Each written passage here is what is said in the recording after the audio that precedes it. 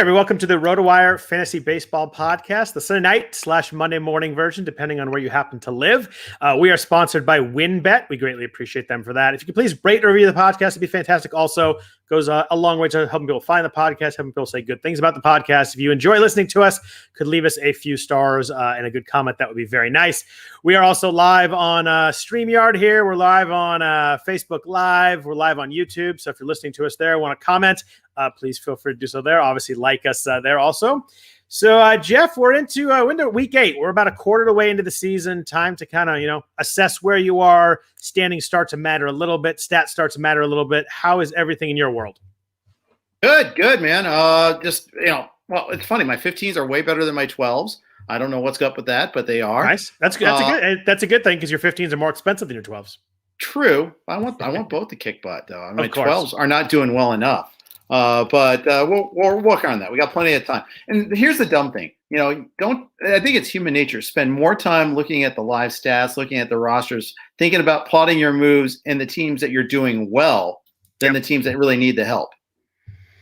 Yeah, it's very easy to do that. And later this season, I think that's probably a good thing too. But early in the season, I try and give all the teams kind of the same amount of attention. But it's hard not to get a little more excited about the good ones or the 15-teamers that are a little more money involved. But I'm doing better in my 15s than 12s. Also, one of my 12s is pretty good. One is really bad. It's just got horrible pitching problems so far. So, but long way to go. A couple of good ads here and there, a couple of good drops. Maybe we'll solve that problem. But how's you said your 15s are doing pretty well though, huh? Yeah, well, let's not talk too much about that. I don't want to make this a humble brag session. It's May, so let's keep moving. Better to be good than bad. But yeah, let's look into week 8. We got an interesting schedule in week 8. We have 2 teams that play 8 games this week, Jeff. We got the Twins and the Angels. Yeah. Of course, 2 of those games are 7-inning games, so not quite a full 8-game week, but still 6 full games and 2 shortened ones. So a big schedule there. And if you play in an NFBC type format or any format allows you to make Friday hitter moves, those teams have 5 games in the first half of the week. That's a pretty nice setup there. And the way teams manage their rosters, I mean, you can't possibly bench everybody for the doubleheader. Yeah. I would think Mike Trout's going to get 5 games probably. Maybe Shohei sits one of those games. Yeah. Rendon's coming off an IL trip. Maybe he sits one of those. Fletcher's banged up a little bit right now. Maybe he sits. He might even sit anyhow. We just dropped him in one of our leagues. But point is, you can't sit everybody. And so some of these guys are going to play a lot. So it's going to be fun. Like I'm all over Jared Walsh this week. I mean, not that I wouldn't already be all over Jared Walsh, but yeah, he's going to get extra run this week. Yeah, and maybe you're a little more all over Taylor Ward or Jorge Polanco or some kind of fringy guys, especially in 12s where you can add players that, an edge here and there and some runs is a good thing. And but it should be a fun little schedule there. We got 9 teams that play 7 games. There's a lot of teams that are playing full slates. We do have 3 teams that play 5 games, Jeff. The Royals, the Brewers, and the Cardinals play 5. Right. And on the AL to NL thing, an interesting development. JD Martinez has 3 games this week in the NL Park, but he also has 8 games in the outfield. I think he's going to qualify at outfield this weekend, which is pretty nice. You can kind of start to move him around, open up some spots and move stuff around. I think we're finally going to get there. We kind of figured it would happen, but I think that 2 months in is a good thing. Yeah. What's really weird is the St. Louis 2-game stretch Monday through Thursday. It's against another NL club. It's not like they got an interleague series. It's just a really random 2-game setup. I don't get it at all. I don't understand why they did it that way. It's 2 and I get tomorrow. They're played the Sunday night game, and maybe that's the answer. They played the Sunday night game in San Diego, so travel overnight, home rest day on Monday. But why Thursday? I don't get that. Yeah, I don't know either. So it's a weird little schedule, and the poor Royals have 2 games this period, and it's against Corbin Burns and Brandon Woodruff and 2 off days. That is, if you own any Royals, is a good week to use your bench this week. Yeah, that's right. It certainly is. So it's just tough on the Royals there. Yeah, but especially because of the way they've been kind of scuffling. I just abused the Todd Zola words mean things thing. Scuffling means battling and fighting, not like struggling. So struggling is a better word. Let's be more precise. Yeah, no doubt there. On the good schedule front, the Yankees have a really good schedule. They have 4 at Texas, 3 against the White Sox. Should be pretty nice too. The Nationals have 4 in Chicago and 3 against Baltimore. We always like facing Baltimore pitching. This Dodgers offense is wild right now. We'll get into Corey Seager here in a second. He's out for at least 4 weeks with the fractured hand. But the Dodgers have 4 at Arizona, 4 at San Francisco, and it's weird. You look at the Dodgers offense, you're like, they're kind of struggling. Didn't say scuffling, but they're tied for the lead in runs in the National League with your Reds. And they may have shifted today, but for all the struggles the Dodgers have, and they have had that, they still managed to score some runs. It just shows, I guess, how deep they are. Yeah, that's right. And, I think that, it's funny. I mean, they just struggle against the Marlins, but that was Pablo Lopez too. It's not exactly like, it's a bullpen start or anything like that. But I think it's something there you're going to have to just deal with them a little bit there. I think we saw today it was Gavin Lux at shortstop. I think that's their approach to replacing Seager. I do too. But that also, and that maybe gives them some flexibility to move Max Muncy over to second, which is why you look at their other moves. It's Matt Beattie that might place him first. Albert Pujols is joining the team, and Yoshi Tsutsugo. 2 of the worst players in baseball, but there's a lot of, or at least worst hitters in baseball this year. Don't mean to defame Tsutsugo like that, but no, sorry, I couldn't resist the joke. Thank you. But it gives them options at least. The Dodgers, they love them options, and that's the thing that they are looking for that. And there's no shortstops out there. I mean, look at what the Reds tried to do in trying to find a shortstop. There's just nothing available. Yeah, good week. Good week for your boy Kyle Farmer this week, though. He actually had a pretty nice week, especially in Coors. Yeah, well, because it was in Coors. Yeah, and he got to play. You got to play him and the Pirates before that too, which is almost like playing at Coors. I think the guy this really quietly helps is actually give me Zach McKinstry, who was going to come back off the IL and not really have a place to play. And suddenly now, like it's kind of open. Like he could play some second base. He could play some corner outfield. I think that he's a guy who's going to come back and really not have a hard time finding at bats after his, nice hot streak earlier. And obviously Bellinger's going to be back at some point here. He's back in the, he's going in a rehab assignment this week, but I think it's going to help McKinstry for a couple weeks. I think that if you can pick him up, he might be a nice little sneaky ad. If he gets hot, maybe he sticks in the lineup. Yeah, that's right. So the Dodgers are really busy. They had a 5-game week this past week. Now they get the 7-gamer. This is where it starts to get intriguing. Like they have to manage their rotation a little bit more. They have to manage, the health a little bit of their hitters and all that. And this is where it really starts to get tested. They are able to, unfortunately, the Seager injury happened after that, but we'll see. They did a bullpen start. It was today, and Jimmy Nelson made the start. Now, David Price is close to coming back. Gonsolin's probably a week after that. I mean, I don't know. Is the plan to get Price up to speed? I didn't see the note on that, so you may have to help me out on this one there. But will you go after Price at all? Who's going to be starting this week? Is it going to definitely be a bullpen start? I had Price in my conditionals, kind of a ways down. I didn't actually get him. Okay. I just don't think he's going to throw enough innings. He threw 30 pitches over 2 simulated innings on Friday.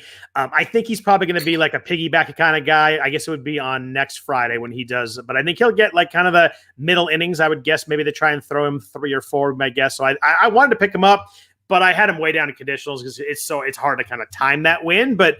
The interesting part is like, if he looks really good, what do they do the week after? When Gonsolin comes back, they really sound like they want to ramp him up. So I think Gonsolin will slide in and Price will go back to the bullpen. But be interesting what happens if like Price comes out and throws 4 really clean innings, what they do the week after that, or if Gonsolin and Price piggyback with each other. So they do have options. I found the bullpen game kind of interesting today. I guess that, they didn't really need to. They had Walker Buehler on full rest, but they pushed him back. I guess they figured at some point they had to throw a bullpen game, so they might as well do it now. But that's the second week in a row if you do play in, like a salary cap league where, 2 steps really matter. You have other really good options. Yeah. In a deeper draft league, like you're not sitting Buehler anyway, but it's the second week in a row where Buehler was supposed to throw twice and didn't. So, but they play 7 games next week. So I'm sure they were just trying to figure out, they had to throw a bullpen game in there somewhere. They figured today was a good day, but it's interesting. They, for all their talk about, we need to win and start get going. They're still managing this like they're going to be fine in the regular season. Did you play the Diamond Challenge this year? I did. I have not started especially well. It's a wild wild challenge here because everybody's pitching is insane. There's teams with like ERAs in the 1.8, 1.9 range because you throw 6 good starters every week. I had a couple of bad starts early on. I'm finding it hard to catch up in there, but obviously a long way to go. I wondered about Freddie Peralta last week, and I didn't. He's listed as a reliever, and it's hard to do because then you're suddenly like some weeks you're only playing 3 closers that way. It's a 6-4 split, and there's but one of those it's actually a 6-3 and then a swing spot. So it's kind of hard to throw relievers or starters relievers sometimes. But after that 2-start week, I sure wish I'd done it because he was awesome this week. Yeah. So the thread I've seen going around Twitter this week is Freddie Peralta an ace. Has he graduated to that level?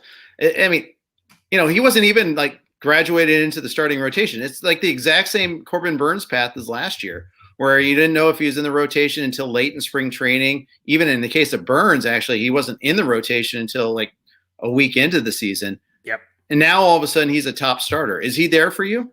He's probably right behind that first year for me, but he sure is darn close. I mean, he's funny. You watch him pitch. I mean, the slider is just so nasty. It's just a matter if he can, it's been 7-8 starts. Can he really be a two pitch guy and be a starter for the rest of the way? Because he throws a few changeups, a few curveballs, but he's pretty much fastball slider. I was surprised. I looked at him earlier. His fastball is only 93. He just seems like he throws a lot harder than that for some reason. I think it's just because the stuff kind of jumps on hitters and they look like it's later and faster than it is. They're late on stuff, but I mean, that slider, 45% whiff rate. The fastball is a 32.5% whiff rate. You don't see that on too many fastballs. So obviously it does something right despite the, not elite velocity, but yeah, I mean, he's right. He's right on that verge for me. I have him in one of my main events, and he's kind of just picked up the Luis Castillo slack. We were talking earlier that my Luis Castillo team is actually doing pretty well. It's not winning the league, but it's over 100 points. It's kind of sick to think about if I've taken anybody there. But, you take Freddie Peralta later, it kind of makes up for the Luis Castillo bashings that I incur every week. Yeah, and that's the thing is, like, you have Castillo as your problem. I've got Giolito in the league, and I know we're going to talk about him too. We've had the think pieces, the verbal think pieces. What's wrong with this guy? Well, Giolito's kind of entering that territory. But the thing is, there's been so many other good pitching performances. You can almost make up for it a little bit there. Almost. I know you dare to dream about what would life be if you took literally anybody else but Castillo there in that second round spot. Because ideally you have, Buehler, Scherzer, or Woodruff for Burns, and then you have Peralta on top of it, and that's how you compete for overalls and that sort of thing. But yeah, I mean, it's May 16th. I'm not giving up on Castillo yet. It's been very frustrating. It's been rough, but I mean, I saw he got dropped in one main event today, so finally someone had enough. I guess they figured if they weren't going to throw him for 2 home starts this week, I think the Reds are home for both those games. They're not going to throw for 2 starts this week, then why use them? But right. Yeah, I mean, I'm nowhere near even considering that. I'm not even considering benching him yet. If he struggles twice this week, I might start to think about the bench, but I'm nowhere near dropping him. That's for sure. Yeah, well, you get to watch that one really closely next Sunday because it's Peralta versus Castillo, so that should be fun. Oh, that is going to be a fun game. Yeah, and it's not just the pitchers in the second round; it's almost anybody in the second round would have been. Look at Bo Bichette and what he's doing. As just an example there. Yep. Not to pour salt in the wound, but no, you know what but I'm saying. Freddie Freeman, Bryce Harper were the guys kind of in that first half of the second round. I guess Adalberto Mondesi is the one guy that if you took a hitter, it really wouldn't have worked very well. But it'd be interesting. It's one of those things. When we see in August, maybe Castillo runs off a nice set of starts here. I saw a stat earlier today where he's really struggling putting away guys with 2 strikes, which, from my eye test, I've watched a lot of his starts and I've seen that too. And it just seems like he gets 2 strikes and just can't put guys away. Whereas before last year, you got 2 strikes, you're kind of dead and he just kind of had you where he wanted you. Yeah. Well, and I'll go into further detail. It's his put away pitch is the changeup. Yep. And, 2 starts ago against Cleveland, he had 1. That's 1 swing and miss on his changeup. If that's your go-to pitch, it seems impossible considering the numbers he's had in that last couple of years. Yeah, well, it's lost 2 miles, and it's just the placement. The thing is, okay, you've diagnosed the problem. What are you going to do to fix it? Well, going to Coors Field isn't a really good idea to try to fix that. So that's part of the issue. Yeah. But and he's always been a slow starter. He's always been like I hate pitching in cold weather type of guy. I mean, I don't know. I mean, you can't guarantee perfect conditions though either. I mean, just you gotta pitch through it. If you're gonna be one of those dudes, you've got to be able to pitch in all kinds. I mean, you can't just pitch when it's 85 and warm. It's got to be. You got to be if you want to take that step up and be one of those guys. You got to be able to. I mean, Max Scherzer goes out in 53 degrees and he's out there battling no matter what. So it's Yeah, he's a young guy. We'll see what happens. It'll be interesting. The next like 4 or 5 starts should be fascinating. So let me ask you this. If Castillo is dropped, and if say it was your league, I know it wasn't, but say if it was in your league where he was dropped, how much are you bidding on him next week in free agency? I'd be super aggressive. I just think that the amount of upside in that profile is something you won't see on FAAB the rest of the year. I agree. I'd be, and now the thing is, we'll have the luxury of not 1 but 2 starts to see this week, which also means you missed out on a 2-start week. That's the part that's crazy about this all. Yeah, if he somehow comes out and throws 2 gems, I mean he's going for $500-600 next week. Yeah, I think that's right. And well, I know I wouldn't be doing $500-600 because I don't really have that to spend in my main. So at least if you haven't bought much and you're kind of middling, and he comes out and throws 2 good starts, like why wouldn't you just unload at that point and try and make a run, right? Yeah, that's the way I feel. So that's a good segue into FAAB though, because we are there. Pitching was really tough this week, because I needed starters in a couple leagues, and I found it hard to find guys that I was even remotely interested in starting. I guess the first one we got to talk about is Logan Gilbert. He was not available in either my main events or my onlines, I don't believe. Obviously, he was a big call. I think he was gone in both of them. Yeah, that's impressive. I gotta say. I drafted really close to the season. I think there was some buzz about him in spring training, so that probably impacted that a little bit at least. Yeah, I mean, I think it's impressive in the mains too, because I mean, it's hard to hold a starting pitcher stash for that. You don't have a a defined return date for that long a time. I can see maybe a week or 2, but I'm amazed that they held him on throughout like the alternate training site and all that stuff. But he was 72% owned in Maine entering tonight, so it was about almost about 2/3 of the league. Was he available in yours? One of the 2, the 327, the Vegas league, and he was available, and he went for 277. I was going to guess place someone at 125. How do you feel about him? Because it's funny. I mean, everybody was so excited, and then everybody watched the start and like, oh, he doesn't really look very good. And he kind of just threw some flat fastballs, leaving stuff up, a lot of stuff in the middle of the zone. Gave up 4 earned runs, 2 home runs. Did have 5 strikeouts and no walks in his 4 innings. Obviously, he's the top Mariners starting pitcher prospect. In 2019 in the minors, had a 2.13 ERA across like 135 innings, was really good. That was across A and AA. 11 Ks per 9, low 2s walk per 9. Did you get a chance to watch the start? Were you as unimpressed as kind of everybody else was?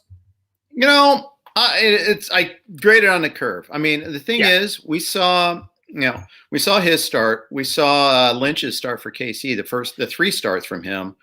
And I think the reaction is to kind of group them together, like I just did right now. But they're different. Lynch was all over the place. His command was all over the place. And maybe, he gets a tighter strike zone, but at least Gilbert wasn't walking anybody. I think he's got a slightly better team behind him in Seattle too. I think that helps. I wanted him, but I wasn't going hard after him either, if that makes sense. I assume that means you weren't the backup bid either then? I was not, no. Okay. The other thing too, I mean, look at them, and the Mariners have the 6-man rotation. I think that's a real drag. I mean, you're never getting 2-start weeks. Never. It's funny. I liked Kikuchi and Justice Sheffield a lot, and it's been frustrating. I mean, Sheffield hasn't been very good, but it's been frustrating. Every time you look up, you're like, oh, Kikuchi pitched on Monday. We're going to get 2-start week this week. You're like, oh, they have an off day, so he's not even pitching twice this week. So it's right. It's been tough. I mean, obviously, if he has a good start and a 1-start week, that's fine. But you do want those 2-start weeks, especially a guy that is probably in a 12 or is towards the backer end of your rotation, and that makes a difference. And you end up sitting him for 1 and playing someone else for 2, and he pitches well, and it's frustrating. So it's the 6-man rotation is it's tough, and it's real. It's you're going to get less starts, which matters. Yeah, and it's between the AL West is like the graveyard for 2-start pitchers. I mean, between the Angels and the Mariners. The Rangers doing their tandem starter thing, it makes it really difficult to get the innings you're looking for. And, your A's, I know we're going to talk about one of those guys coming up soon. The Astros are going to be great candidates, by the way, for having 6 starters so that when they get everybody back. And they're already kind of that way with Odorizzi coming back. I've got a couple places where I've got Luis Garcia and Christian Javier, and I'm a little bit worried. I'm not going to lie. I mean, it's just when they get everybody back, it's going to be pretty tight. It's tough though, because with them, like you don't want to miss McCullers and Greinke starts, and Greinke probably wants to stay on. But you're right, they do have enough guys that they could definitely do it. I wonder what they do, because I have to think a couple of those guys they want to throw every fifth day. Yeah, I'll say this though, they do get Urquidy back. Yep. I should say they just lost Urquidy, and I don't know when they're going to get Urquidy back. So when they do get Framber back to start, okay, well that still gives them a little bit of time. Once they get Urquidy back, though, one of Javier or Garcia is out, and they're both good pitchers. I mean, I hate to lose that. For sure. You can totally see that both be really good on the bullpen, probably as a multi-inning guy too. So there's value to the Astros, but that would make it fantasy-wise, it makes it a lot less valuable for sure. They're going to go into Rays land here, which, hey, if you get the primary reliever instead of the opener, great. Yeah. It's just you don't know any given week. I mean, the Rays, I think you were on Twitter talking about this. Like, do we know when Yarborough's starting? No, we don't. Is it today? No, I don't know yet. And then he pitched really well, but it was, 3 middle innings against the Yankees. He threw 3 shutout innings, but you look at that and you're like, oh, I got 3 shutout innings. That's great. That's a lot better than some of the other blow-ups out there, but no chance for a win, no chance for a save. And it's just, there's only so many times you can throw that and hope it kind of fits right. If they start him, then he throws 3 or 4 innings and then you're really screwed. But he's supposed to go twice this week. Are you using him? Because I think actually, no, they pushed him back. Now Patino's going to start on Tuesday. So now Yarborough's back to the same thing. One illustrating the point quite adeptly there. It's in real time too. Yeah, that's great. And that's the thing. I mean, I've got McClanahan. I like the pitchers. I like Patino. Yeah. I think it's Patino, right? I think I think it's because we don't have the Inye in there instead of the in. So Patino, there you go. Yeah, but Dick Mountain's pitching well now. All of a sudden, Glasgow's not going to move. I love McClanahan. I like Fleming. Fleming threw a nice little 5-inning gem today. That was ideal. I don't even see. It's again really hard to get 2 starts out of any of these guys. It is. I mean, it's funny. We talked about Gilbert and Lynch, and I thought Gilbert was going to come out and look like McClanahan did, because McClanahan looked so good in that first. I get you so excited. So. I wonder. It obviously didn't keep the price down in your league. It'll be interesting to see his next start, though. But let's stay in the division. James Caprillion came up and pitched for the A's this weekend with Mike Fiers back out. The A's have had a little bit of injuries in their rotation. Also, he kind of danced through some raindrops. Like the ending line was good, but the first inning was scary. He loaded the base with no outs. I'm like, oh my god, here we go. Then he settled in nicely. The second, third, and fourth was really nice. In the fifth inning, he got in a bunch of trouble and got through it. But 5 innings, 3 walks, 6 strikeouts, 1 earned run. One of those guys that we've kind of been waiting on hearing about forever. He was in the A's trade with the Yankees for Sonny Gray. They got him and Dustin Fowler. Obviously, Dustin Fowler is somewhere else right now. It didn't work. But Caprillion had Tommy John in 2017. Just had struggled to really get going. In 2019, he threw 68 innings across 3 levels. Was pretty good. 3.18 ERA. Strikeout per 9 at 9.9. He looked good to me in terms of stuff and makeup, but I don't know how much we're ever going to get in much more than 5 innings. But it could have been really bad. And it could have been one of those starts like, oh my god, we don't want this guy. But I thought he showed me something. I had some small bids in on him. It's weird. I had bid in like the 30s or something because I was desperate. I needed some starters, and in one of my mains I got outbid. In one of the mains there was no backup, so there's no way to really know exactly what to bid. Good luck trying to figure out bid prices this year. Exactly, and that's not even talking about the 12s.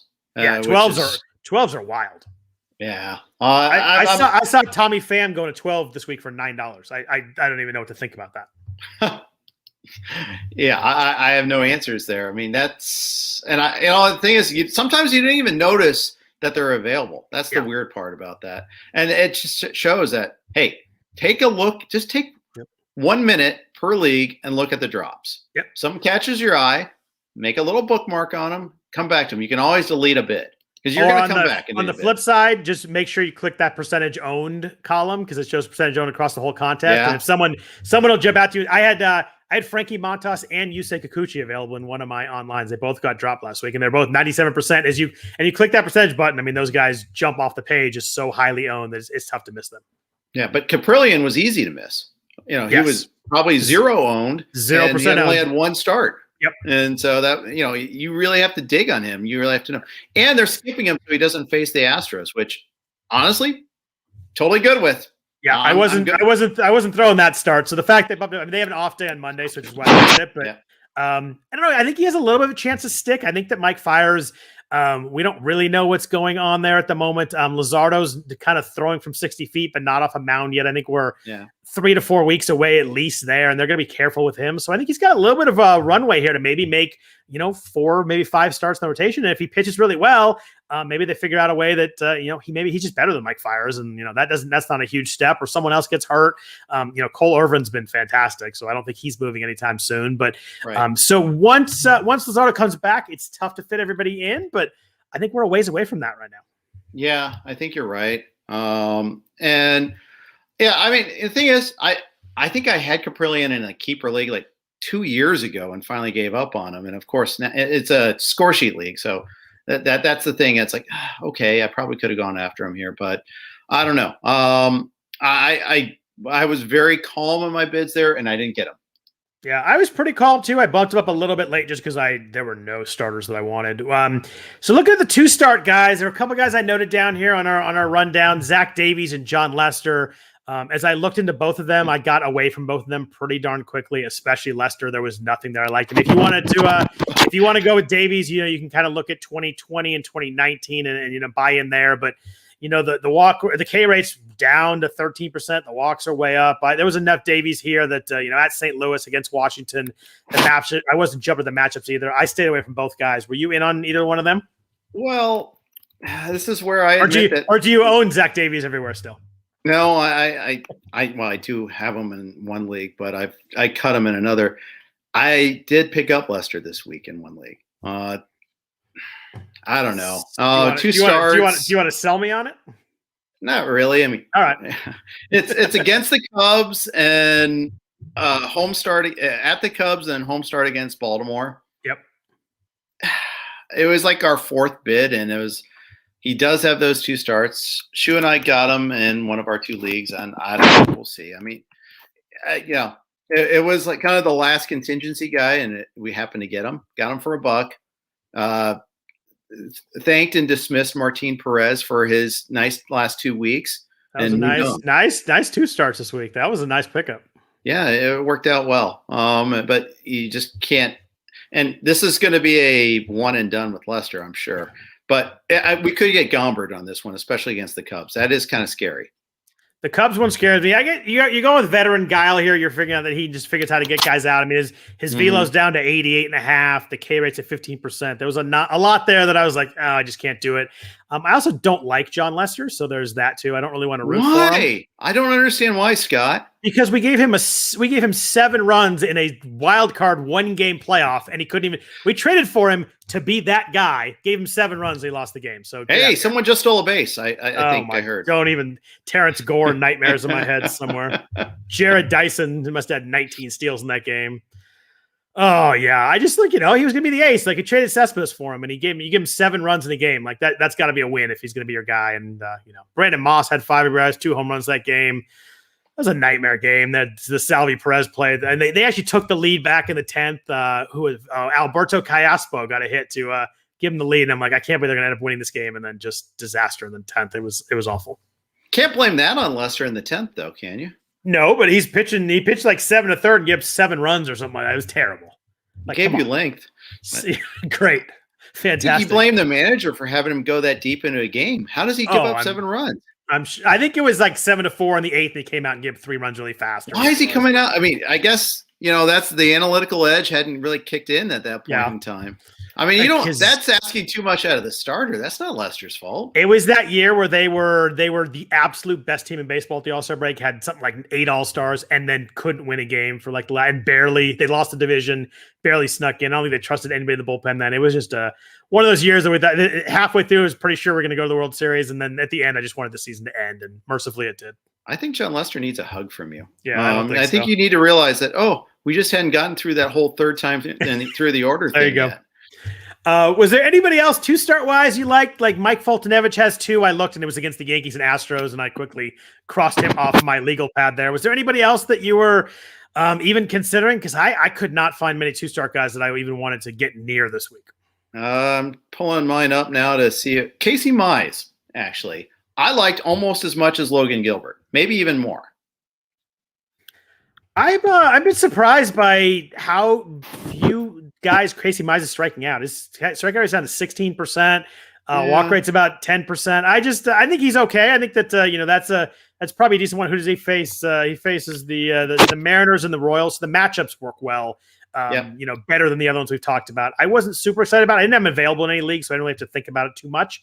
He was gone in both my 12s and 15s, but I don't know. I was a little surprised by how low the strikeouts have been so far. Yeah, I hear you. I just think the stuff is there, and at some point, strikeouts come. It might not be this year. That's the thing. But I saw that as a possibility of like someone I could use. We didn't get him. We got outbid, so that's fine. But was he available? Was he available in Maine? Yeah, how much did he go for? He went for 43, and we had the second place bid of 26. And I'm looking to see if he was available in the other one. No, he was not available in the other Maine. Yeah, he was taken in mine. I would have. He would have been. I definitely would have had him above Davies and Lester for sure. Yeah. Let's jump into the bullpens a little bit. We don't have anybody that rolled into like a closer job or anything at all this week, but Michael Fulmer was popular. We talked about him, I think 2 or 3 weeks ago when he had 2 starts, and I really liked him. I like the stuff. The velocity's up. He's actually looked really good. Strikeout rate is up to a career high 22.3%. The walks are down a little bit. I actually dropped him last week, and I have much regret about that. He was kind of pitching in middle relief and coming in as a piggyback guy, and I just couldn't use him. But this week, he came in for Gregory Soto when he blew up and got a save, and then he pitched in the last 2 innings of the game on Saturday night and got a win, and he shut it down. They scored, and then he shut it down. I think he gave 1 run, but it wasn't his run. It was the runner on second. So the ghost runner. Run. Yeah. The ghost runner scored. Tell you what, he's interesting right now. He went for a lot of money in my main event. I tried to get him back, and he went for over 130, or he went for 126. So I felt a lot of regret. You drop someone to go for 126 the next week, but he's throwing more changeups, kind of like he did when he was good. I think he was rookie of the year, wasn't he? I think he was rookie of the year. But he's throwing a lot more sliders. He's throwing 32% sliders, 8% more than his career average. He's changed his pitch mix. He's throwing harder. I really like how he looks right now, and I think he should be closing for them. And I think he might get into that role and kind of run with it for a little bit. Yeah, only available in one of my 2 mains. The one where he was available, he went for 80 with a second place bid of 74. Was my second choice this week, but just because I'm not quite sure whether it's going to be him or Soto for the next chance, but he is pitching better than Soto. Soto's got a great fastball, but he just has no clue where it's going. Yeah. He's actually like hit the ball, win a free dinner sort of guy. I mean, it's just. It's really wild. I think he has the highest, like the tallest recorded pitch. I saw that pitch. Season. That pitch was awesome. Yeah, it was beautiful. But that pitch with like the little StatCast, the old Fox hockey puck streamer thing with the thing was awesome. It just like fully went off the screen. It was beautiful. It was. And I think they'd like to use him. I just don't think they want to use him as a closer right now. I mean, the walks are insane. What is he? 16% walk rate, something like 7.3 per 9. It's really high. I think they'd love to bring him in like to gas guys and strike guys out in the 7th and 8th, and use somebody, probably a right-hander. Soto's lefty and Fulmer coming in. Brian Garcia is not the answer. I think we're pretty clear there, but it seems like Fulmer's got a chance to maybe take a good chunk of this job though. Yeah, he does. Now the question is, how many saves is that worth? Detroit's not as dreadful as they were a couple of weeks ago offensively. And some people, if you streamed against them, you actually kind of had some, mixed results, some disappointing results mixed in there. So, including the aforementioned Daniel Lynch, who had a pretty bad, they got, I think they swept the Royals, in fact, now that I think about it. But so maybe they're okay. Maybe there's some opportunities there, but I did bid on him, and Shu and I need a closer in our second main pretty bad. Actually, we're probably doing our first too. You never don't need a closer. Yeah, you never don't need closers. So you mentioned that he was your second choice. So was your first choice Hansel Robles? It was, right. And it's so funny because I went to my daughter's confirmation today, so I had to stop doing the bidding myself around 4:30 or so. Got off the phone with Shu, and then I text him "Hey, can you double check to make sure Robles isn't available?" And then I go, and he showed me, so I put it in. I go, "Can you put him up to 39?" And just that was kind of just the number I thought of. So he did that. We won 39-38. So that was pretty cool. Beautiful. That's beautiful. Now he's got to be actually okay, but he did get the save on Saturday. And the thing I like is, Column A is relegated to all sorts of junk relief. And Rodgers is struggling lately. Gave up the game winner today. I think he's given up runs in his last 4. So Robles, warts and all, I think is the guy that gets the next chance. And I better go check that game winner today because the replay crew may still take it away at some point. So they may change the final score of that game. Oh, you're so salty about A's and replay. It's beautiful, but it's true. You've been so heartily screwed. Even Chapman had a quote about it after the game. It was pretty funny. But and Bass is like, I don't want to elaborate too much because I'm going to get in trouble because he got screwed directly, and and indirectly we got screwed. Although I tend to think of it as we got screwed directly and his was indirectly. But, I do. There you go. So Robles is interesting. I mean, the strikeouts are good. He was obviously really good in 2019 with the Angels, saved to 20-something games. It's interesting. You look at 2019. That was the one year where you got the walks under control. The walks were like 5.7% in that season.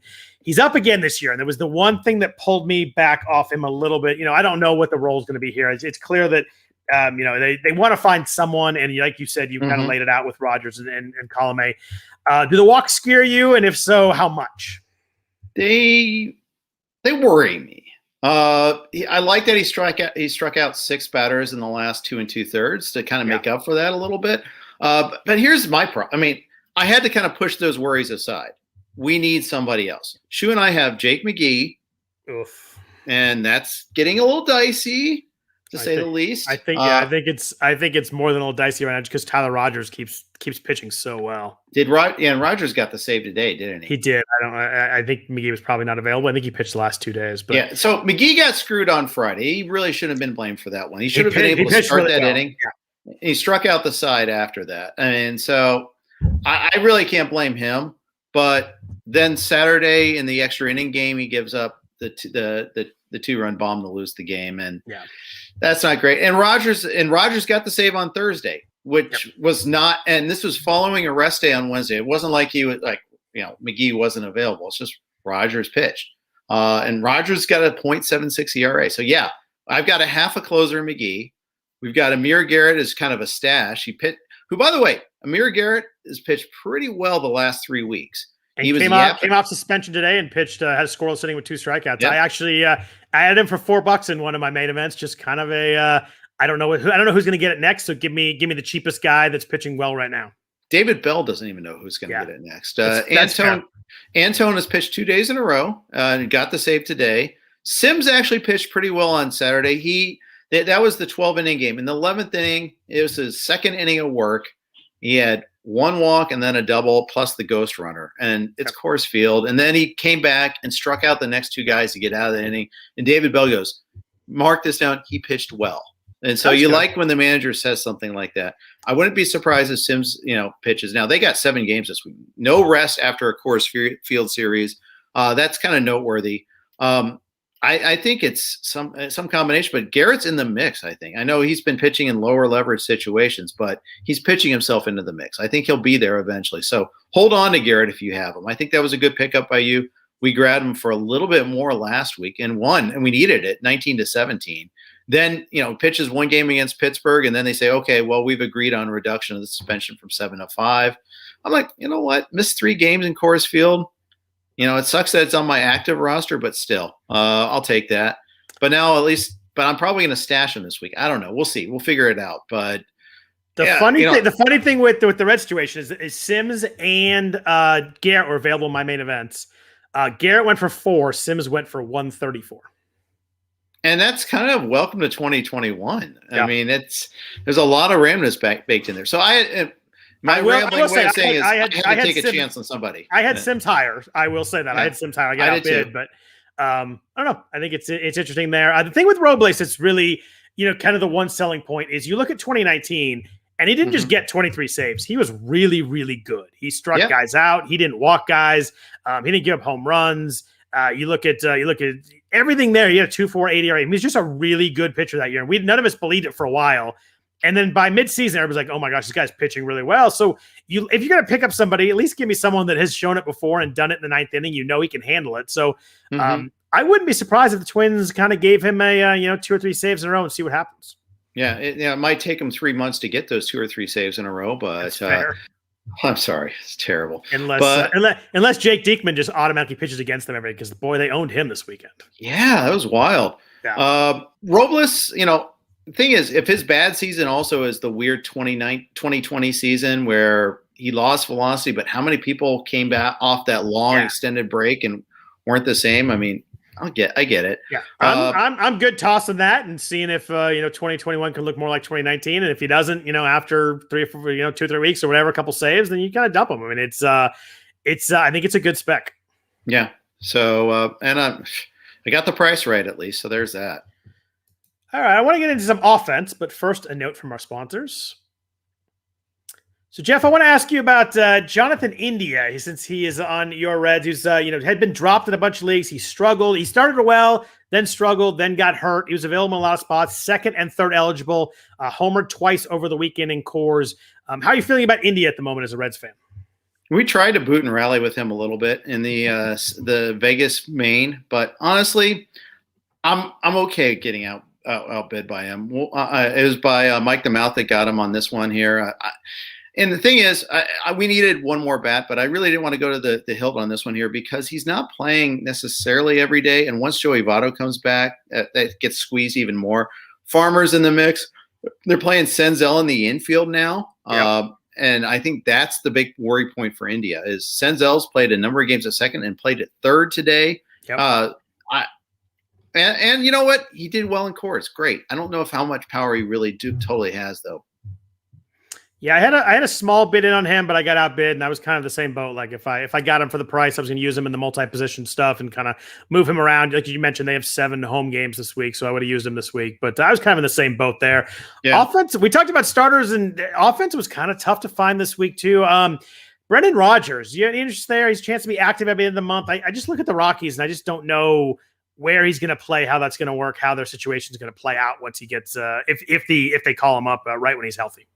I'm intrigued, except I don't trust the Rockies and playing them every day. Especially, Fuentes is coming off an amazing week. Yeah, he was really good. I think that hurts him a little bit. Connor Joe is now becoming a cult hero because, of course, he is. He has his own section. He has his own section at Coors Field now. It's pretty awesome. I don't understand. I don't either. Yeah, so that's fine. So that these are all drags on his value a little bit there on Rodgers' value. Granted, they trade Story, and I think that's where the speculation really comes in. You get the second half of the season, or at least the last couple months, when it's prime hitting time in Coors Field. Yep. So I get that. And we haven't had prime hitting time Coors Field much this year. Earlier this past week, we had a snow out. I mean, it got to keep that in mind. What a long season we've got here. Yep. It feels like we've been playing for a while and we're a quarter of the way in the season. So it's, last year we'd be coming down to the home stretch. So this is a whole nother animal here. We talked about the Dodgers a little bit earlier with all their injuries. Matt Beatty should play a bunch now, whether it be in the corner outfield, whether it be at first base. They may move, they could move Muncy around. They have a lot of moving parts right now, but they don't have a lot of healthy parts. So Rayleigh's getting at bats. They're just getting a lot of guys that are playing that you didn't expect. But you look at Beatty, and he's a pretty good hitter. You look at his minor league end, he's got always a good average in the minors. In 2019, he played a bunch. He had 268 plate appearances. They had some other injuries. He hit 265, 9 home runs, threw in 5 stolen bases. He was really bad last year, but his 54 plate appearances and kind of interspersed in a bunch of stuff. I don't think we can carry too much there. He's hit 327 so far this year, only 1 home run. He feels to me like a guy in a 15-teamer who's not going to hurt you, might help you a little bit based on the lineup around him. Not someone I'm super excited about, but I think he's playable with the first and outfield eligibility. Yeah, I think you're right about that. I dislike that the Dodgers went out and acquired not 1 but 2 stiffs to try to displace him at one of the positions he played. Odd week for the Dodgers. I don't. Yeah. I mean, I get it. Maybe Poole's going to come in and mentor everybody, but it's just weird that the whole thing in Anaheim was like he didn't want to be there and he's going to play every day, and now he's in a spot where he's definitely not going to play every day. So I'm kind of a mixed emotions on Pujols. I mean, I know some people that have had personal interactions with him that speak really highly of him. He was on our show. I interviewed him maybe 10 years ago, and he was super nice. I've also seen other people have had not so great interactions with him, and the whole causing a scene when it's obvious he's not the best player. That he's demanding to play every day at first base, and Jared Walsh is playing out of position to accommodate him. It's just it's not great, and that's the thing I don't like. So I don't know. I'm kind of I'm kind of divided on that. I don't know what he's going to mentor. And he also just, all this talk about, I'm just going to move on. I don't know how much he's going to help the Dodgers. Yeah, I don't either. And Satsugo, there was a lot of people that liked him coming this year, has been really bad too. But it was a weird, strange week there. But sticking the NL West, what does one do right now with Dalton Navarro? He was available in some leagues, catcher eligible with speed, which is always something that everybody wants to jump at. You look at 2019 in AA, he had 18 home runs, 21 stolen bases. He got called up last year and wasn't good. He's not been good so far this year. The D-backs just have a ton of injuries on offense. I mean, just this week they lost Asdrubal Cabrera, they lost Christian Walker again, they lost Carson Kelly. Although sounds like it's going to be short term, but still like a toe fracture. And I wonder, how quick he can actually catch. I don't know what to do with him. His strikeouts are better this year. They were bad last year. The barrel rate's pretty good, but his hard hit rate's low. Every time I look at him, I find one thing I like, one thing I don't like. I had a bid in on him in the main event. And I think it was the main event. He was actually available, and I got outbid. But I just, how do you feel about Varsho right now? Because the star was pretty bright coming into last year, and has definitely been dulled since then. So the Kelly injury is the mover here. Without that, I just ignore him, to be honest with you. But Kelly's going to be out a while. I actually bid on him in a 12, although he was my second choice. I ranked William Contreras ahead of him. It shows the wildness of a 12. And I saw him dropped in one of my mains. Yeah. Partial, that is. I don't understand either. But so I'll probably bid on him next week. We'll see. Yeah, he got picked up for 49 in mine and dropped in yours. It's wild how that works. I'm surprised Contreras wasn't added last week. That's surprising. Well, it's a 12, so just keep that in mind. I would have definitely bid Contreras above Varsho, though. Yeah, that's the way I had the same amount. I just prioritized them that way. Someone picked up Francisco Mejia to drop Varsho. I think I dropped Mejia to pick up Contreras or Varsho. So this is the 12. So I might be completely wrong on this, though. Mejia came back today, but he's backing up Zunino, right? Like he's going to play. Well, he was hurt in the last 10 days. He started today. I think he may have had a hit or two, but Zunino's more than 50%, right? Maybe a 60-40 kind of thing. That's how I viewed it. And Zunino's a really good defensive catcher with some pop. Yeah. He's a batting average killer, but whatever. The Rays, the Rays aren't playing rotisserie, so they don't care. Rays don't care about our rotisserie team anyhow. We knew this a long time ago. But we did know that. He has done very little in his. I mean, I know he's a huge prospect coming up with Cleveland. Yep. In 2019, he had 8 home runs, hit 265, but I don't know. I mean, he hit 077 last year and 42 at bats. He's 300 right now and 267 at bats. We don't know a lot. I saw him available in some spots too, and I couldn't get that excited about it. Yeah, I hear you. Any Odubel Herrera love coming back from the dead and playing every day? If you need an outfielder that's in there every day, I did not bid on him.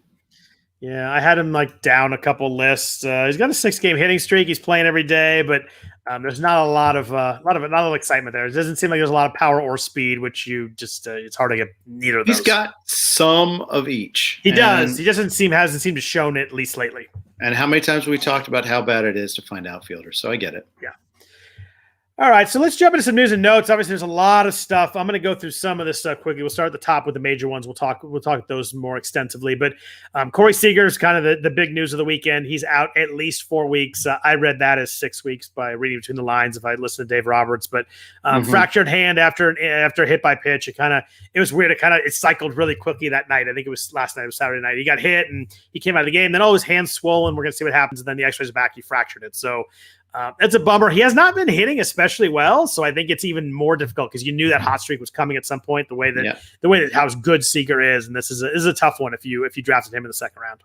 Yeah, absolutely brutal. And our shortstop options have run out too. That's the thing that's tough. I was looking on the waiver wire in a couple leagues where I had a lesser shortstop to replace. I'm like, nope, there's nothing there.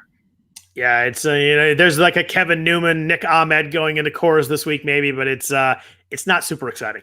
Yeah. Arizona's got 7 games this week. That would probably be a go. Anaheim also has 7 games this week, and Iglesias was available in some leagues. 8 games for Anaheim this week, actually. 8. You're right. You're absolutely right. Anaheim, 7.5. Yeah. Yeah. Yeah, it's just a bummer. I mean, I like watching Corey Seager hit, and it's you kind of knew it was coming at some point. To get the slump and then not get the hot streak now is tough. But I mean, I think it's pretty easy to me that you got to hold him through this based on the timeline we've seen. Yep. Aaron Hicks went to the 10-day DL, a torn sheath on his wrist, which I don't really know exactly what that means, but it didn't sound like you don't think it's going to be too long, but it's Aaron Hicks, and he's always kind of everything he gets. I think you can wait a little bit longer. Another guy that's been very disappointing this year, hitting third for the Yankees. You thought we were going to get some good stuff, and we have not gotten any of that. Yeah, not the most disappointing Yankee, although there's kind of a bidding war on that right now. There's a lot of guys that could qualify under that. A lot of people say Gleyber Torres. A lot of people say, Judge until this weekend, and that took care of that pretty quick. Now he leads. Now he leads the majors in home runs all of a sudden. Yeah, it's like, okay, he's fine. But my personal candidate, and I'm going to take another L on this, would be Clint Frazier. I'm stunned how bad it's been. Yeah, he homered today too, though, or was it yesterday? He had a homer this weekend. He had a great catch today. He and Sanchez went back to back, which is like, I don't know how that ever happened, but they went back to back. And I looked and I was like, oh, it must be Adam Plutko, and there it was. Yeah, that's right. And Sanchez also. I mean, he lost playing time to Higashi Oka. I mean, that's your sign right there. I mean, that's really bad. So, yeah, it's funny, and yet the Yankees are fine. They're going to be all right. Yeah. And the funny thing is, they're slowly the pitching, which we worried about, starting to come around. Domingo Germán pitched really well. Corey Kluber looks better than he did. Tyon has kind of been up and down, but if Severino comes back, it's weird now. They have Cole, and they could have a really good 2 through 5, or they could have nobody 2 through 5. And I don't think we really know the answer yet. It could be one extreme or the other. Yeah. Just think about Cole, just the way he's been so far this year too. I mean, it's 3 walks, 3. Yeah. It's crazy. He and DeGrom are just so insanely good. It's just it's a clear tier 1, and they're separating themselves from Shane Bieber at the moment a little bit. Bieber struggled today, but it's clear those 2 guys are the 2 best pitchers in baseball, and it's not that close to anybody else, I don't think. Yeah. Thinking about I don't know if I might take Bieber over DeGrom just because of the injuries, but I mean it's gonna DeGrom. I think we're gonna get back on Friday, so we'll see. That's the hope, at least for the Mets. Yeah. Yeah, I mean, but that means 3 starts already down for DeGrom, essentially, and that matters. It does matter a little bit. Especially when it's so good. And every start you miss is just so good. But we mentioned Carson Kelly, 10-day DL with a toe fracture. It sounds like he might just miss 10 to 14 days. I want to see with that as a catcher, obviously with that, but it's too bad because he'd been the big breakout at catcher. He'd been one of the top 5 catchers hitting wise. And, we kind of expected him to be good last year, and he really struggled. 2019 was really good. And he was kind of breaking out, I guess we call it. 2019 was the breakout, but disappointing because he was having a great year. Yeah, he was. AJ Pollock went on the 10-day IL with a left hamstring, as we talked about. Dodger injuries and another guy that opens up playing time there. So I think with Pollock, we see that I am expecting it to be more than 10 days. I think we're probably looking at least 2-3 weeks with this one. Yeah, because this is an aggravation of a previous injury, and we got his history. I mean, let's face it. I mean, he's missed so many games in the past. You got to assume that that's going to be an issue going forward too. We talked about Bryce Harper last week. I think it was a Sunday night game last week where he bunted weirdly because he hurt himself on a swing. So today he sat, and he came in and bunted because obviously the shoulder is an issue. And he had a throw from the outfield that apparently looked like it was really weak. And then he came in and hit again in the 9th. I don't know what the Phillies are doing here, but it seems like Harper's not right. Yeah. I think you and I were texting about this, and I was talking on Twitter. So when it happened, the Phillies announcer was like, Bryce Harper's in the game, even though he was out because of a sore shoulder. And then it must be an injury to Kingery. It turns out Kingery was out because of dizziness. That's not great. No. But just put put a pitcher there. You got your prize commodity. Put the Fanatic. Go get Gritty. Bring him down from I don't think the Flyers are busy right now, but anybody except your superstar bunting because it hurts too much to swing. And then he's in the game in the 9th inning with 2 outs and he worked a full count, fouled a couple pitches off before striking out to end the game. But oh my gosh, it's painful to watch. I mean, this is a guy who's slugging 600 and has 11 RBI because the Phillies can't get anybody on base in front of him. It's a really weird season. It is, and I just don't know what they're doing. Like, if he can go up there and bunt, like, he just should not be there. I mean, he's so important to the team. if you know he can't go up there and swing normally, and they must know that. He must tell him, I'm going to go bunt. Like, you're right. Just hit anybody else. It's one game on May 16th. Like, it just seems so short-sighted. Yeah, it's bizarro world. And, so here's what kind of happened is Didi Gregorius is day-to-day. Yep. Then Real Muto became day-to-day. Yep. And they're playing in interleague, so that means they had a DH going. But you know what that means? I hate when teams do roster management this way, that they have like 14 pitchers. And it seems like they all do right now. We're facing an AL team. We need to carry an extra pitcher. Oh, we don't have to pinch hit, so therefore we don't need it. Well, this is why you need the extra hitter. Yep. That or like just platoons, especially when you're the Phillies and your outfield stinks. Just so dumb. I feel you. Ronald Acuna missed the weekend, but did pitch hit on Sunday. Pretty good sign that the Braves think that he will be okay there. Obviously, great news there for the first overall pick. Giancarlo Stanton, we were kind of waiting for this. We finally got a weekend where he didn't play, frustratingly. Missed the weekend with quad tightness. He's one of those guys that we're going to run into this week that you're just going to have to check. You have to check lineup, see what the Yankees lineup is looking like before you decide on Stanton. Yeah, that's right. And I'm checking to make sure, but I'm pretty sure they play tomorrow. Yeah, they play 7 games too this week. There's a lot of 9 teams play 7 games, and there's a decent number of Monday games. So you're probably gonna, obviously you have to make the decision on Stanton right away with the game at Texas. And maybe buy an extra hour, but that's about it. And they're facing Jordan Lyles tomorrow too. Boy, you don't want to miss that start. Yeah, that seems like that. Is that something you'd be interested in? Yeah, I'm all over that one. Ketel Marte and JD Davis, 2 guys that are starting rehab assignments. Marte on Monday and JD Davis, I think, a little bit later this week. So guys that are starting to come back and get there. Rowdy Teles, we talked about him last week. He's kind of a pickup. He was coming back up. Sounds like he's going to hit the IL with a mild hamstring strain. Their manager said they think he's going to go on the IL. Chris Taylor with the Yankees missed with the Dodgers. Another guy that missed a game for the Dodgers, wrist issue.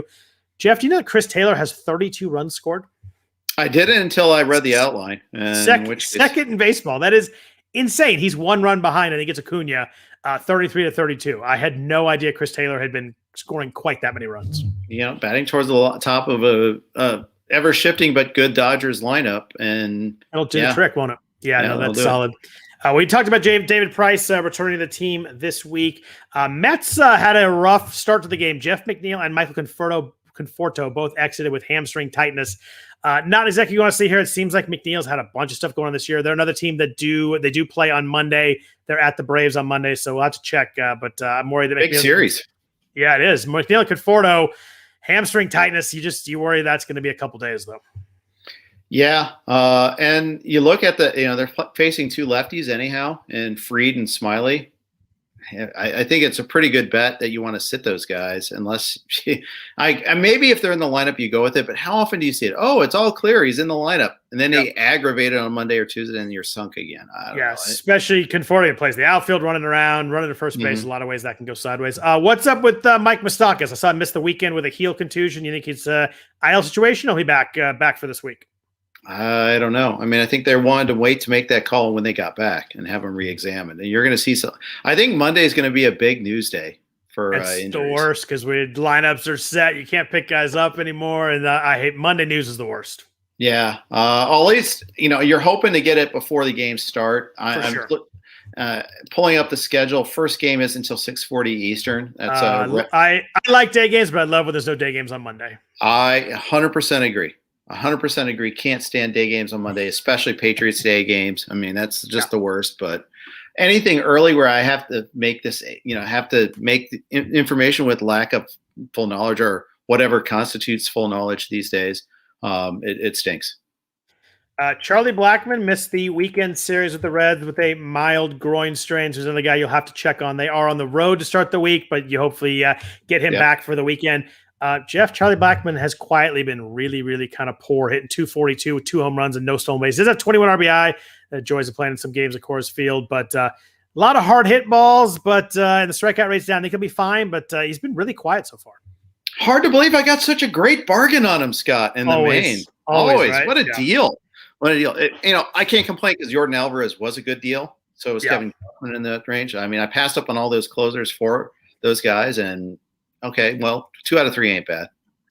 If it makes you feel better, I had Blackmon in the main event in 2019, and I don't think he had a home run until April 24th that year. He didn't have another one until like May 7th and ended up with 32 home runs. So he's one that gets crazy streaky and crazy hot as it warms up. So I think he'll still be fine there. Yeah. See, also snow out in Coors Field earlier this week. It's a different place the first 6 weeks than the rest of the year. It just is. Just riding it out. Anybody else notes-wise in your mind? I think we kind of hit them all, but was anybody? I know Kenta Maeda was talking about a little bit of a tweaked groin during the game today. We're going to talk about him in a second, though. Max Kepler left that game on Sunday with a tweaked hamstring. We just seem like we have a lot of day-to-day guys right now. Like you said, I think you're right. I think Monday is going to be an interesting day with lineup. See who's playing or not. Toronto, a little bit. I wanted to talk about the bullpen situation there. Romano had a bumpy finish to today's game, if I recall correctly. And they came and got him for the last out, right? Someone else came in for the last out. Yeah, and earlier they had a visit where I was like checking to make sure he's okay. And Jeremy Beasley came in, and it was really scratchy. So problem is, I don't know who the hell to pick up. You could pick up Tyler Chatwood, I suppose, but see, you say that in a bad way. Tyler Chatwood. 0.61 ERA in 14 2/3. Oh, he's always better as a reliever. Strikeout rate's 28%, 7% walk rate. He hasn't been under 10% since 2014. It's weird. He's throwing 47% cutters this year, and he's pretty much cut out the curveball and the changeup. I think as he's become a reliever, you can go with a 2-pitch guy more than he could as a starter. His cutter has a 46% whiff rate so far this year. He's been insanely good. It's stunning, and I'm someone who's always argued against him because of the walks, but if he limits the walks and he's gassing as a reliever, he's kind of interesting. Do you see the quote on Romano? They said that he went out there because he looked kind of weird or didn't look right, and he said he's fine. So it was a strange quote after the game. And it's just, I honestly, Charlie Montoyo is a mix and match guy, and he hasn't seen fit to give Chatwood a single one of these save chances. He's got 7 holds, so in a Souls league, you're fine with him. But it sure feels like they're trying to do everything possible to not just have Jordan Romano be the guy, though. Like if they wanted him, the guy could have been, but then they had Dolis. Obviously they signed what's his name? Kirby Yates. I almost said Heath Bell because it was Padres. My gosh. But same number of saves for the Blue Jays for you and TGFBI. So either way, I mean, it's fine. Just to update you, I still have 0. Do you have 0 totally? Wow. I'm not exaggerating or being false in that regard. Are you still trying to get saves there? No, I'm punting it now. Okay. Yeah. I think I have Peter Fairbanks, but he's better for wins and ratios anyway. Right. I think I might have bid on Fulmer and got outbid, and that was kind of the end of it. I think I'm going full punt now. I just got to go for it. Diego Castillo pitched the 6th today, by the way. So did Rafael Montero, who I think is fully away from that job. I think he's a drop, and he gave up runs. He's a mess. I don't think I hold him right now, despite every once in a while Graveman sets up and they throw Montero the ninth. But I think Montero's a drop. I mean, the thing is the Mariners are full on that team right now. It's just Graveman is there for whenever they decide is the most important situation of that day. Whereas Montero is there to clean up the mess, or not clean up the mess, but to swoop in for the 7, 8, 9 spot in the order whenever that comes up. Kendall Graveman still hasn't given up a run, Jeff. He's good. You're not bitter. I know. I'm actually not. He didn't work out as a starter, but you can give him credit for making him a reliever. But yeah, I'm bitter about that trade in general more than at Kendall Graveman personally. Yeah, he gave up his blood and tears for this for that franchise and in his shoulder while we're at it. But it's true. I want to talk about a few players, but first a note from our sponsor, Vivid Seats. The world is coming back, and the NFL and Major League Baseball regular season, NHL, and NBA playoffs are upon us. I don't know about you, but I'm pumped for the recent release regular season NFL schedule.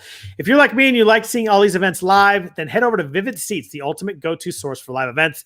From the biggest concerts and games to the hottest theater and comedy shows, Vivid Seats makes it easy for you to discover your favorite event. Find your seat, gain entry, and make new memories. Just download the app, choose your city, and get access to the largest selection of tickets on the games and performances you love, including the NFL, MLB, NBA, and more. For a limited time, Vivid Seats is giving our listeners 10% off your ticket up to $30 max. Use the promo code RotoWire when you check out. Every purchase is backed by its 100% buyer guarantee, and you'll even earn cash back with the Vivid Seats reward program. Vivid Seats, getting you in the game. So, Jeff, we kind of hit on Aaron Judge. Quietly has 12 home runs, only 24 RBIs. He's not high up the list there, but he's hitting 298. K rate's down to 26%. Walk rate's at 13.5%.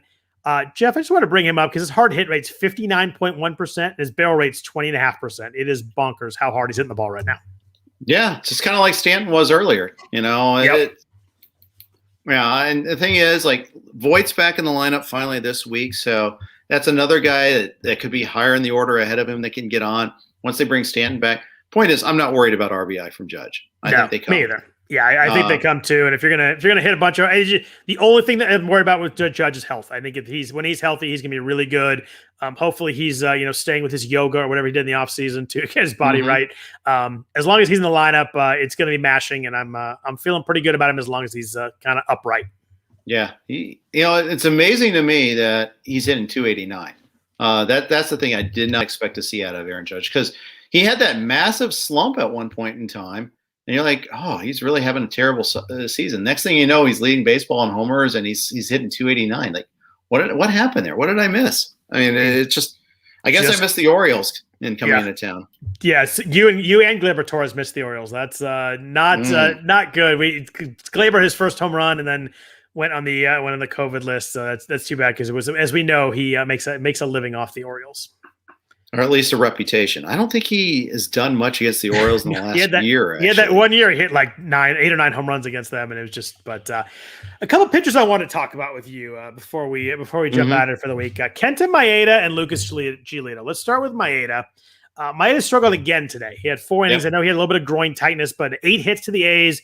He only had 2 strikeouts, gave 3 earned runs. His ERA is up to 5.26. We talk about Castillo a lot. We talk about guys who have struggled.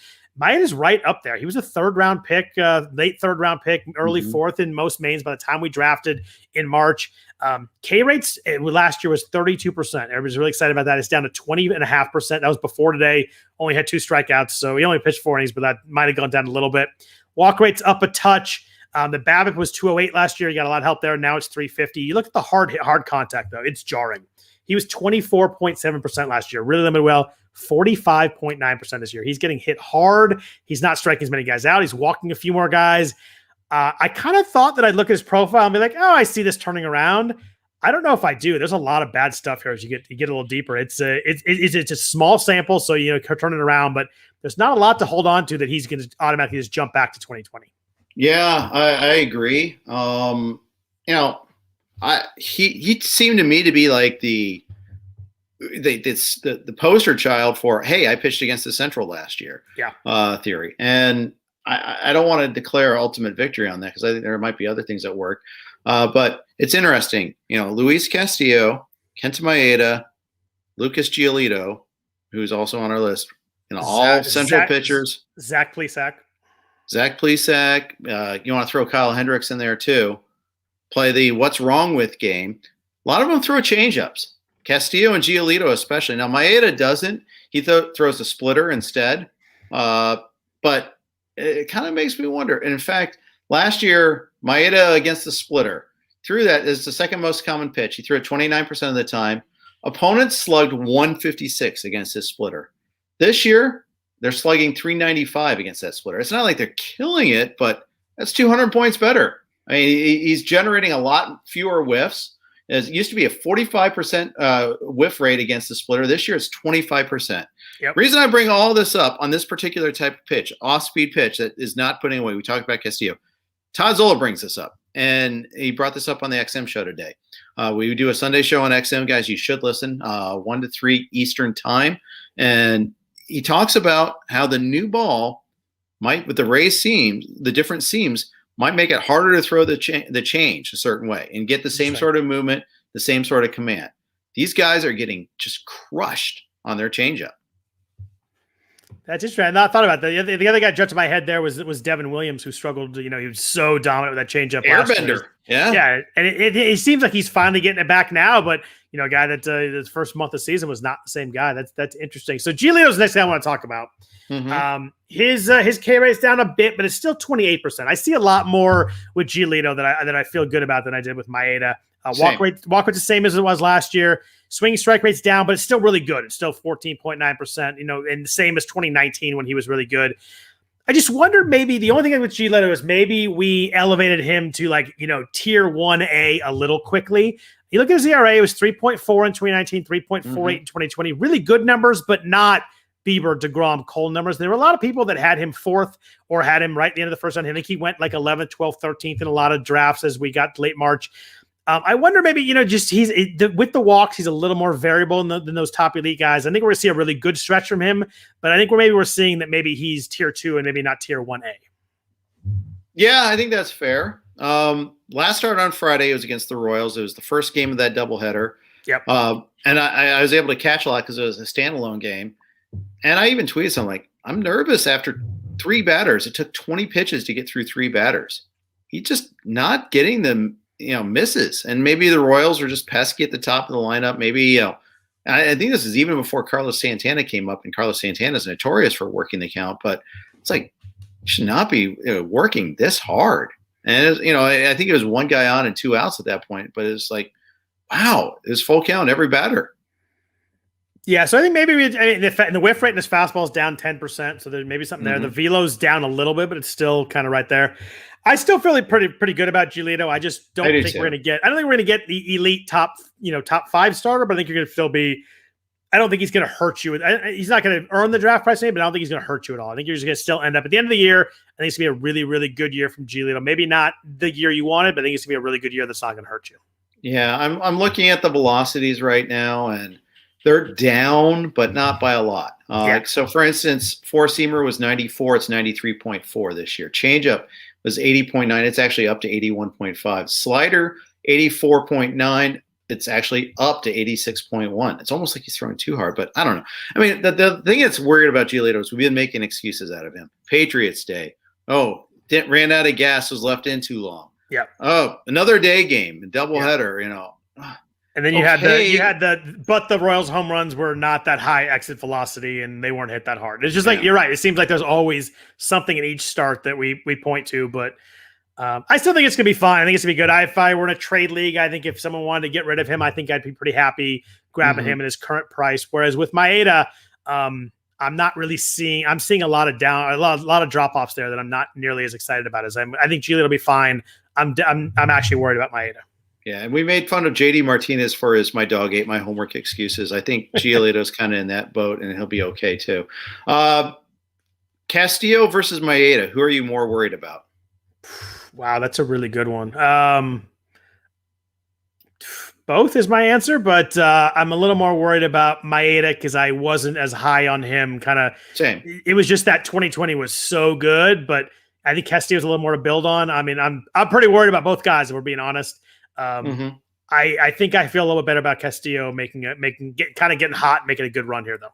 Yeah, I've got Giolito on my watch in a couple of leagues, including one of my mains. I do not have Castillo or Maeda. Castillo I have in a score sheet league, but no roto leagues. And Maeda I have 0.0% of them, which is weird because I usually have a lot of them. I usually do too. I just thought the price was crazy. I mean, it was just. I thought so too. And the people that drafted him had good reasons. The smart people that had good reasons. I just couldn't pull the trigger in the 3rd round. Yeah, this is a guy that we would take as our 3rd fantasy starter, right? Not Not even our 2nd. No. And we're talking about 3rd round. And, it's not like he was 27 and finally got it either. This is a veteran. And, that's why I didn't have fun to watch pitch. I hope he turns it around, but there's a lot of jarring stuff as you look at his profile. For sure. Marcus Simeon is a guy on fire right now. He's hitting, he now hits 269, 9 home runs, 7 stolen bases. The second best second baseman right now, just behind Whit Merrifield, if you look at kind of fantasy value. And the price wasn't there. I mean, he was pretty well priced. It's interesting to look at him, like his really good year in 2019, where I think he was 3rd in the MVP voting with the A's. Didn't strike out at all. It's like down to 14%, like really cut down on the strikeouts. Strikeouts are way up. There's up to like 26%, but he's hitting the ball harder. He's never been over 38% hard contact guy. He's now at 42.6%. Hitting atop of this lineup is obviously an incredible place to be. Hitting second between between Bichette and Vlad, or whoever it lines up the certain day where he's leading off, whatever it may be. Obviously sets up at a really top of a really good lineup. Playing really well. I think the batting average is going to be the one thing that maybe can't stick up there if he's going to strike out that much. But it's interesting that he's kind of changed his approach moving to Toronto. Yeah, I wish I had more of them. Me too. I have him in a couple of places, but not nearly enough. Combo meals are nice. I like them. Let's keep them coming. I wish the A's had more of him too. Yeah, I bet. Or the Reds, for that matter. Our Reds, needed a shortstop this offseason.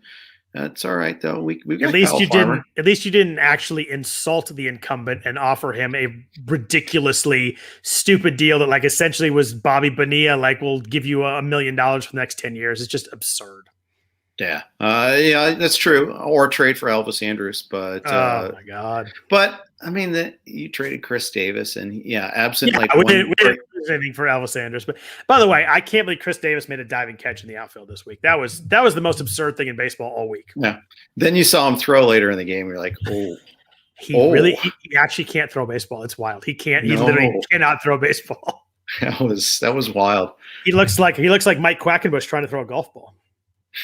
Okay, there's just a single person targeted crack there, but I know the target, but don't know the reference, but that's all good. You were there at Topgolf. He tried to throw a golf ball and had the worst throwing motion of all time. My God, you're right. I forgot about that. I thought this was something different throwing. No, I only made the joke because you got. Nobody else will get it, but at least as long as you got it. I thought you were just talking to Quack for a second there. We talked about Freddie Peralta, so I'm going to skip him. Where are you with Brandon Lau right now? One more guy here before we get out of here. Hit a home run today, hit his 7th home run. He's hitting $195. The strikeouts are back to a big issue. They were a big issue in 2019. He really cut them down in 2020, and I think a lot of people were excited about that. Back up to 30% this year. The swinging strike rate's at 15.8%, which is closer to 2020, so that's a good thing. He was 19% in 2019. The BABIP's 318 career. It's 241 right now, so maybe getting a little unlucky there. Hard contact's down, though. He's always a big hard contact. He's always like a swing and miss, but hard contact guy. He's never been under 42%. He's at 37% right now. Barrel rate's still good. Where are you on Lau kind of going into week 8, having a really tough start to the year? But as you look at his profile, there's some good stuff. There's some bad stuff. How do you feel about him going forward? I mean, this is the same strikeout problem he had in the playoffs, too. It's not, so. Good point. And you pointed that out preseason. You mentioned that how much you were worried about him struggling in the playoffs. Then they benched him a few times in the playoffs. Yeah, that's a good point. He just it's kind of continued from there. I don't see any reason why he gets to have another plate appearance against a lefty either. 186 this year against lefties. OPS of 186 against lefties this year and 44 plate appearances. 050. The 136 OBP is 050 slugging. He's had one single against lefties, I think, or whatever. However many singles or how many hits he has against lefties, those have all been singles. He hasn't even had an extra base hit. This also kind of leaks into when the hell are the Rays going to call up Wander Franco? When are they going to call up Vidal Brujan? Both those guys need to be up. They're killing it in AAA. I think it could be as early as Thursday. They play. They play Toronto at Dunedin, so it's essentially in Tampa. That would not be very Rays, but those two prospects might force them to not be very Rays about their prospect, right? I mean, isn't this a big series? It is. Is it too early to say it's a big series? I don't think so. I mean, I think that anytime that plays in division, I mean, Baltimore's not, but yeah, at Toronto, I think it's a big spot. I just it'd be interesting. Which of those two guys do you think were to be the one that got called up first? I think they call them up on the same time. Wow. I mean, they're both ready. I think I think it might be easier if they call them up at the same time too. And Kiermaier's at his home away from home on the IL right now. They're using Brett Phillips in center field. At least they did today. Yeah, and I know it's a great story from the playoffs and the walk-off and all that, but it's not the answer. Yep. So right now the Jays are 22-17. The Rays are 23-19. Wow. 4 teams, all 4 games over 500 or better in the AL East. So, every game against each other matters a lot right now is the way I look at it. And the Rays, I mean, they just had a good homestand. They've won 4 in a row. They swept the Mets. That's great. They get Baltimore on the road to start the week. Then they're at Toronto, and it's really at Tampa. So, I think that's a great time to do it travel-wise, setup-wise. Maybe you don't have the home crowd as much pressure, but these are big games. They got a 4-game wraparound series against the Jays starting on Friday. I wouldn't be surprised if it happens this weekend. Willy Adames homer today too, and that complicates the analysis maybe ever so slightly. Yeah, and Adames is good defensively. Yeah, so I feel like they have one spot. I think it'd be tougher to get 2 spots, but you're right. Maybe they just do it at the same time. But it's hard to find 2 spots in that lineup at the moment, unless you kind of give up on Lau and Adames. You make them both halftime guys, and you kind of do it that way. Yeah, I mean, and Forrest asks a good question. What about the Rays? wanting to save the extra year arbitration. If that's really what they're going to guide their decision based on, then we're talking June at some point. But are we not past that, the Super Arb and all that stuff? I mean, Super 2 is often, well, this year I'm not sure about the answer. And it's, first of all, it's not a set date. It's based on a percentage of playing time, service time accumulated over the course of the year. But I don't know if the minor league season starting in May has what that does to that. So it's a quick thing. Yeah, I get that they're cheap. This is a team though. I mean, and that might drive everything. I hate it, but I can understand saving the extra year free agency. Arbitration's a step too far as I'm concerned. I think it's utter crap to the players too. I think that's the thing that really bothers me more than anything else. Is, the veterans are losing that their end of the bargain on the back half. At least don't screw them on arbitration years. I think it's just awful when it happens like that. And I think Franco and Brujan are ready. I think they make the team better. Yeah, every time you flip on Twitter, it seems like Franco does something pretty amazing. So it's it'd be fun. I hope it happens. It's more fun. It's just so crazy that baseball does things. Like, can you imagine the Cavs not starting LeBron James for the first 6 weeks of the season when he's a rookie because of money reasons? Like, it's only baseball. Yeah. It's just so weird that it's only baseball. I mean, you never see it in any other sport. It's wild. Well, the thing is, I think hockey you might see it actually. The thing because doesn't like Austin Matthews come up and play right away? I think you've seen it, but they're the Maple Leafs, and they're also, I think they had ideas of contending, but I think. In both cases, there's an established minor leagues. Yeah. There's no minor leagues in the NFL. There's the G League in the NBA, but no first round pick goes to the G League. Right. So I think it's a little bit different.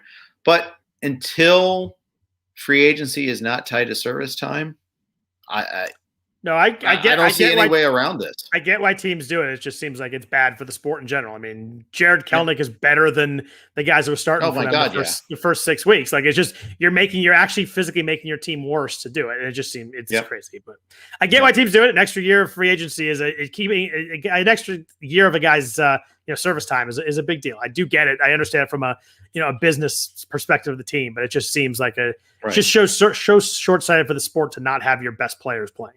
Oh, I agree.